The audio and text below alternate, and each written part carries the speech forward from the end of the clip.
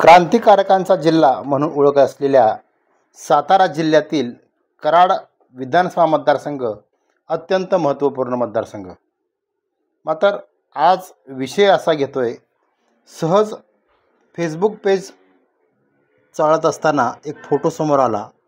तो होता 12 मार्च रोजीचा आणि राज्याचे माजी मुख्यमंत्री पृथ्वीराज चव्हाण आणि ॲडव्होकेट उदयसिंह पाटील यांच्यात चर्चा करतानाचा हा फोटो आहे. तुम्ही म्हणाल हा फोटो आणि हा फोटो बरंच काही सांगून जातो आहे, ते कसं काय?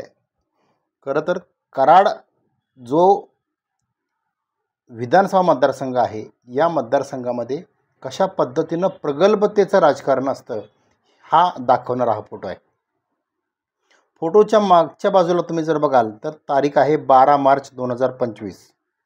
याचं ठिकाण आहे ते म्हणजे वारुंजी.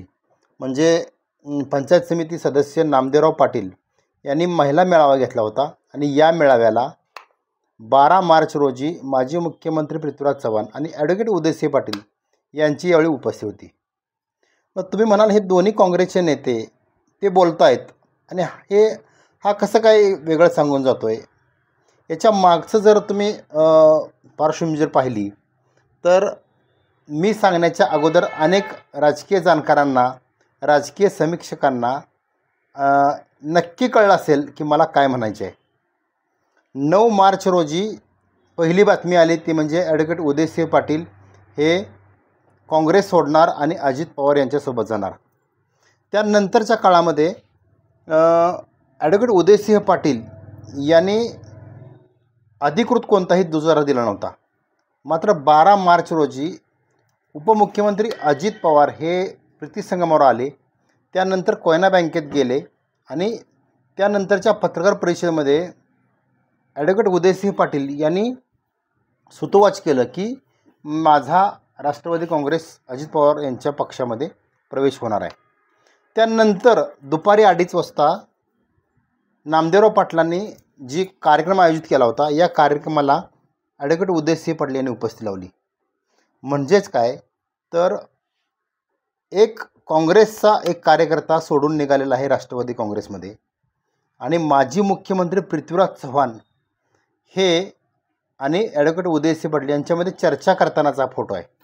या फोटोवरून एक साध्य होतं, एक दिसतं की कराड हा प्रगल्भ राजकारणाचा एक केंद्रबिंदू आहे. म्हणजेच कराडचं नेतृत्व यशवंतराव चव्हाण साहेबांनी केलं. कराडचं नेतृत्व हे स्वर्गीय यशवंतराव मोहितेंनी केलं. कराडचं नेतृत्व स्वर्गीय विलासराव पाटील उंडळकर यांनी केलं. माजी मुख्यमंत्री पृथ्वीराज चव्हाण यांनी केलं आणि आता आमदार डॉक्टर अतुल भोसले करतायत. म्हणजे जरी आपला कार्यकर्ता आपल्याला सोडून दुसऱ्या पक्षात जरी निघाला असला तरी माजी मुख्यमंत्री पृथ्वीराज चव्हाण यांची बॉडी लँग्वेज आणि बोलण्याची किंवा एकमेकाला समजून घेण्याची जी प्रगल्भ राजकीय दृष्टी आहे ती प्रचंड मोठी आहे. खरं तर एखाद्या पक्षातून दुसऱ्या पक्षात ज्यावेळी प्रवेश एखाद्या कार्यकर्त्याचा होतो त्यावेळी कुठलाही नेता त्याशी सहसहजी बोलताना दिसत नाही किंवा वेगळ्या बॉडी लँग्वेजमध्ये असतो. मात्र यावेळी पृथ्वीराज चव्हाण यांनी दाखवलेलं मोठं मन आणि लोकशाहीमध्ये कोणाला कुठंही जाण्याचा अधिकार आहे, कोणाला कुठल्या पक्षात येण्याचा अधिकार आहे, हेच या ठिकाणी कराडच्या प्रगल्भ राजकीय जे वैशिष्ट्य म्हणावं लागेल. आजचा विश्लेषणाचा एका फोटोवरून केलेलं विश्लेषण हे एक वेगळं विश्लेषण म्हणता येईल.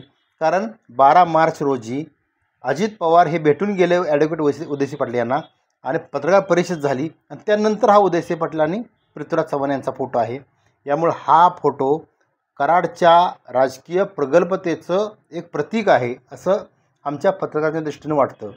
म्हणजेच काय, एक काँग्रेसचा कार्यकर्ता ज्यांचे वडील पूर्ण आयुष्य काँग्रेसमध्ये गेलं, ॲडव्होकेट उदयसिंह पाटील यांनी काँग्रेसमध्ये योगदान दिलं, पृथ्वीराज चव्हाण यांच्या पाठीशी राहण्याचा निर्णय त्याने घेतला मागच्या इलेक्शनला, या इलेक्शनला सुद्धा. मात्र एक कार्यकर्ता दुसऱ्या पक्षात निघालेला आहे, जो महायुतीमध्ये निघालेला आहे. मात्र त्याची जी म्हणणं आहे ते ऐकून घेऊन एकमेकाला दिलखुलासपणे चर्चा करतानाचा हा जो योगायोगचा फोटो आहे हे फक्त कराडमध्येच होऊ शकतं.